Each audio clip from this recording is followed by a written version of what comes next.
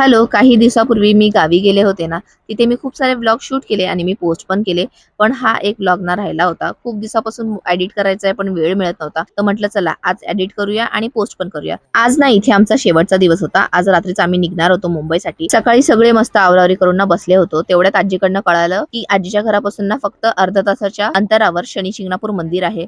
मग काय कळताच ना आम्ही पण प्लॅन केला आणि म्हटलं चला आज आपण आता आलोच आहे तर दर्शन करून घेऊया. आम्ही जेव्हा घरातनं निघालो ना तेव्हा खूप ऊन लागत होतं, पण नंतर मंदिरात आलो ना मोकळ्या हवेत ना बरं वाटत होतं. त्याच्यानंतर ना आम्ही सगळ्यांनी मिळून ना मस्त पूजा करून घेतली आणि छान दर्शन झालं आमचं. त्याच्यानंतर आम्ही ग्रुप फोटो काढला आणि ना आम्ही पुढे निघालो.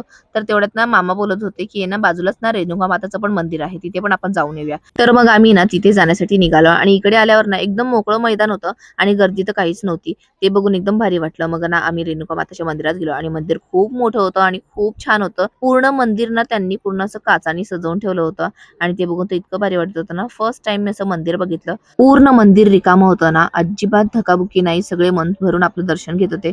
मी पण ना देवीचं दर्शन घेतलं आणि त्याच्यानंतर ना मंदिरातच ना हे मटकं होतं. त्याच्यामध्ये ना आपली विश मागायची जी आहे ती आणि ना ₹1 सिक्का टाकायचा. जर गेला ना सिक्का तर आपली विश पूर्ण होते असं होतं. आमच्याकडे तर चिल्लर नव्हती. मग आम्ही आमच्या बाबाकडे गेलो आणि ना आम्ही सगळ्यांनी ₹1 चिल्लर घेतल्या. मी पण ना छान माझी विश मागितली आणि त्याच्यानंतर ना कॉइन टाकला आणि कॉइन ना जस्ट मटक्याच्या तोंडाला लागून बाहेर पडला.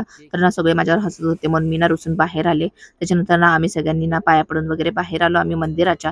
तर तिथे ना गोळावाला होता. मग सगळ्यांनी ना गोळा घेतला आणि गोळा पार्टी केली आणि मल्हारने तर इतकं तोंड खराब केलं होतं ना, नशीब त्यांनी कपडे खराब नव्हते केले. त्यानंतर आम्ही घरी आलो आणि घरी आल्याला ना पहिला मी रांजणमधलं पाणी पिलं, कारण इतकी गरमी होत होती आणि खूप ऊन लागत होतं. थोडा वेळ आराम केला आणि त्याच्यानंतर ना पुन्हा 4-5 वाजता आम्ही बाहेर निघालो. कारण मला ना थोडीशी शॉपिंग करायची होती. स्पेशली मला ना कॉटनचे स्कार्फ पाहिजे होते आणि गावाच्या बाहेर ना दुकान होतं.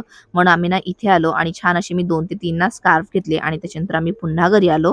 घरी आल्यावर ना मामीला थोडीशी जेवणामध्ये मदत केली आणि मामीनी ना इतकं सुंदर जेवण केलं होतं. कालवण, भाकरी, भात पोटभर आम्ही जेवलो आणि त्याच्यानंतर ना इथे आमचे बॅग पण रेडी होते आणि आमची गाडी पण आली होती.